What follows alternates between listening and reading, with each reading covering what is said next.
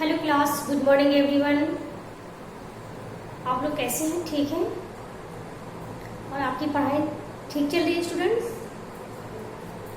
Okay, तो अभी आपका उर्दू पीरियड है, अभी आप उर्दू पढ़ेंगे। स्टूडेंट्स, आज आप उर्दू में सबक 8 पढ़ेंगे और सबक 8 का उन्वान है झगड़े का अंजाम। सबक 8 का उन्वान है झगड़े का अंजाम, यानी हम जब आपस में झगड़े लड़ाई करते हैं तो उसका अंजाम क्या होता है। ओके, जैसा कि हमें मालूम है कि झगड़े का अंजाम हमेशा बुरा ही होता है। जब हम आपस में झगड़ते हैं, लड़ते हैं, तो झगड़े का अंजाम अच्छा नहीं होता है। झगड़े का अंजाम हमेशा बुरा ही होता है। ठीक है, इसलिए हमें झगड़े लड़ाई नहीं करना चाहिए और मिलजुल के रहना चाहिए। तो आइए स्टूडेंट्स, मैं इस सबक को पढ़ती हूँ। देखिए इस सबक में क्या लिखा हुआ है। तो इस सबक को पढ़ने से पहले हम इसके मुश्किल अल्फाजों पे गौर करेंगे। हम इसके मुश्किल अल्फाजों को पढ़ेंगे और इसके मानों को आपको बताएंगे। यहाँ दिया हुआ है मगलूब। मगलूब का माने होता है हराना। मगलूब का माने हराना। मुंसिफ, मुंसिफ का माने होता है इंसाफ करने वाला। मुंसिफ का मतलब होता है इंसाफ करने वाला। फसाद, फसाद का माने होता है झगड़ा। फसाद का माने झगड़ा। सीरत, सीरत का माने होता है अखलाक, मोहब्बत। अदावत, अदावत का माने होता है स्टूडेंट्स दुश्मनी। दाद खाह, दाद खाह का माने होता है इंसाफ चाहने वाला। दाद खाह का माने इंसाफ चाहने वाला। हीला, हीला का माने होता है बहाना। हीला का माने बहाना। ओके स्टूडेंट्स, तो ये है आपके मुश्किल अल्फाज। तो आप पहले मुश्किल अल्फाजों को पढ़ेंगे, उसको पढ़ना सीखेंगे और उसके माने को ज़बानी याद करेंगे। आइए स्टूडेंट्स, मैं अब सबक 8 को पढ़ती हूँ। झगड़े का अंजाम। एक फाख्ता के घोंसले पर किसी कौवे ने जबरदस्ती कब्जा कर लिया था। एक फाख्ता के घोंसले पे, फाख्ता एक चिड़िया का नाम होता है, एक परिंदा का नाम होता है जो कबूतर की नस्ल की होती हैं। एक फाख्ता के घोंसले पे किसी कौवे ने जबरदस्ती कब्जा कर लिया था। इस बात पर दोनों में खूब जंग हुई, यानी दोनों में खूब लड़ाई हुई। किन दोनों में? कौवे और फाख्ता में खूब जंग हुई, खूब लड़ाइयाँ हुई, मगर एक दूसरे को मगलूब न कर सके। लेकिन कोई एक दूसरे को मगलूब नहीं कर सका, हरा नहीं सका झगड़े में। अब लड़ते लड़ते दोनों इस कदर आजिज आ गए थे कि उनको एक मुंसिफ तलाश करना पड़ा। दोनों लड़ते लड़ते इस कदर आजिज आ गए कि अब उनको एक मुंसिफ की जरूरत पड़ गई जो इंसाफ करे, सही इंसाफ करे। वो अब मुंसिफ के पास जाने का इरादा किए कि हम लोग जाए और हमारे लड़ाई झगड़े का सुलह करे। वो इंसान जो इंसाफ की राह से उनका झगड़ा चुका दे और आपस का फसाद मिटा दे। इस नवाह में एक बुढ़िया बिल्ली रहती थी।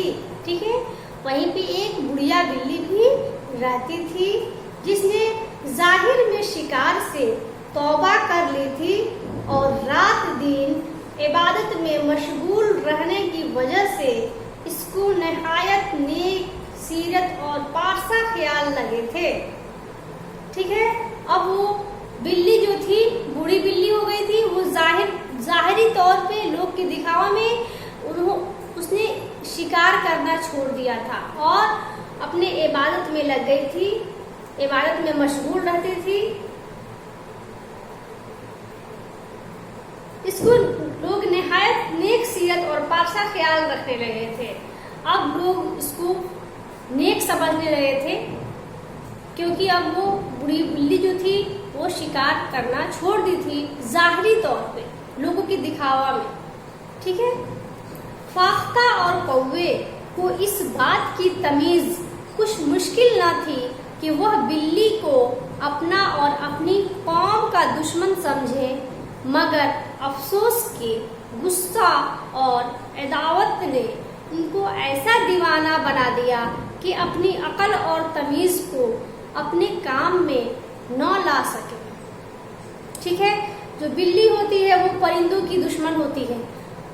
परिंदे जहां भी देखेगी बिल्ली हमला कर देती है, शिकार कर देती है। लेकिन कौवे और फाख्ते इस कदर लड़ने और झगड़े में मशगूल हो गए थे कि वो अपना होशो हवास खो बैठे थे। उनको ये नहीं समझ में आ रहा था कि हम बिल्ली के पास इंसाफ के लिए क्यों जा रहे हैं, क्योंकि वो तो मेरी खुद की दुश्मन है।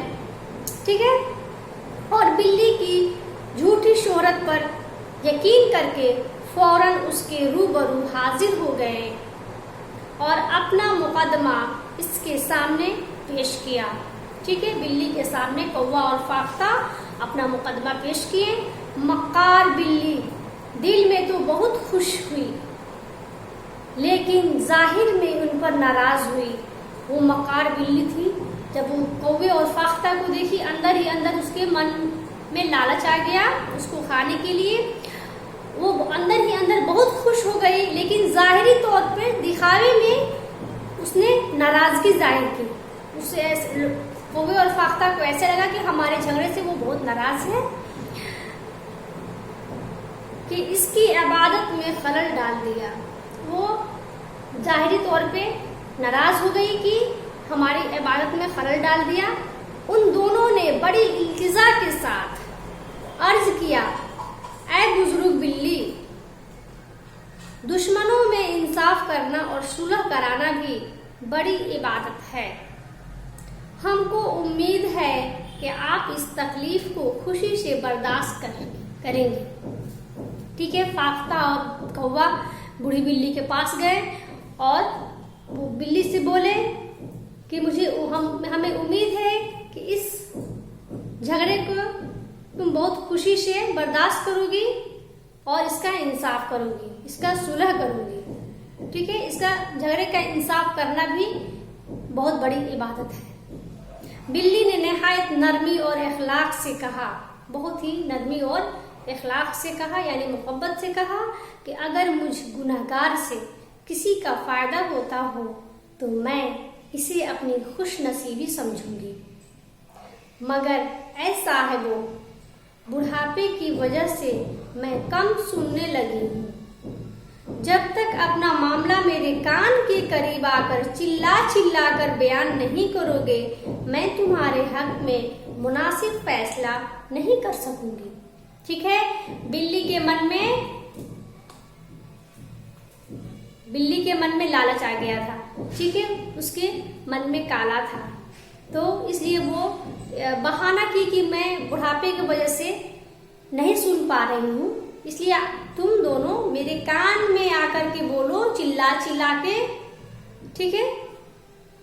अब भी मौका था कि वह दोनों बेवकूफ दाद ख्वाह इस बिल्ली के दाव को जान लेते, मगर इनकी अकल पर इस वक्त गुस्सा ने ऐसा पर्दा डाल दिया था कि उन्होंने कुछ भी अनजान की फिक्र न की और अपनी जानी दुश्मन के बगल में जा बैठे। ठीक है।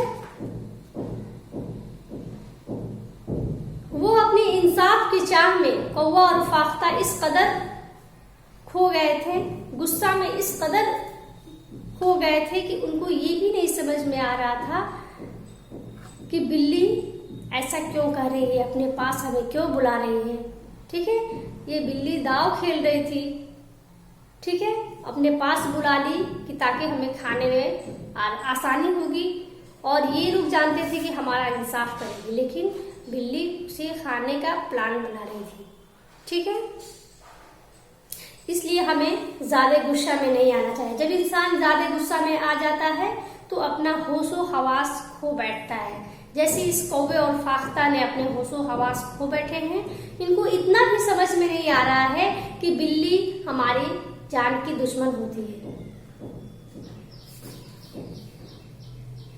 बिल्ली ने निहायत हिलम और बर्दबारी से अपना सर झुका लिया। बिल्ली ने निहायत हिल और बर्दबारी से अपना सर झुका लिया।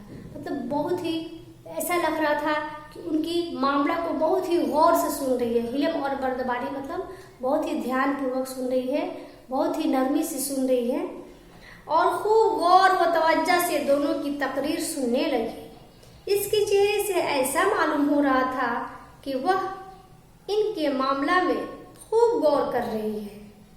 ठीक है,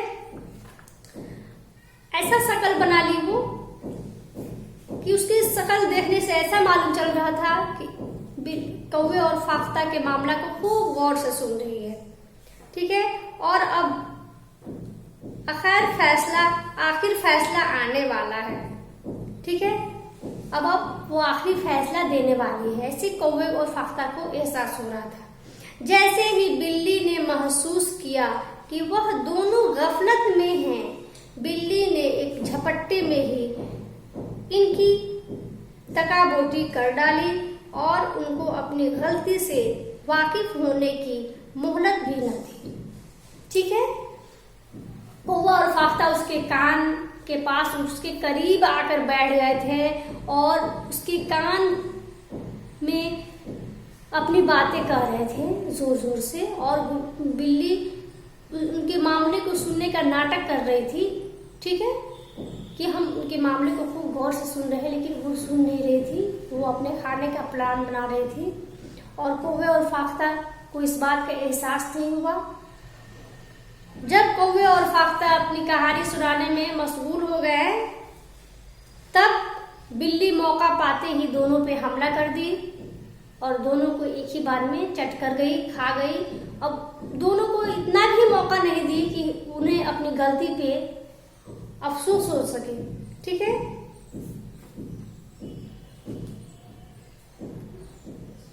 देखा बच्चों, झगड़े का यही अंजाम होता है।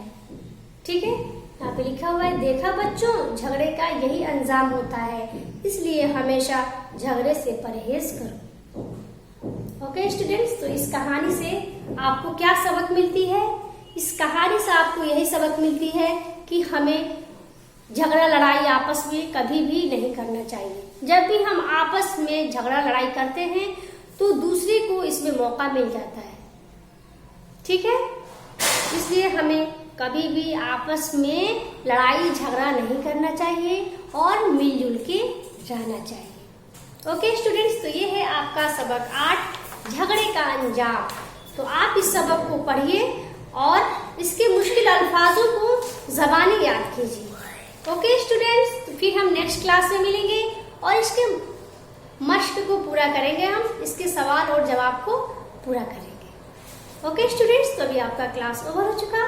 बाय, खुदा हाफिज।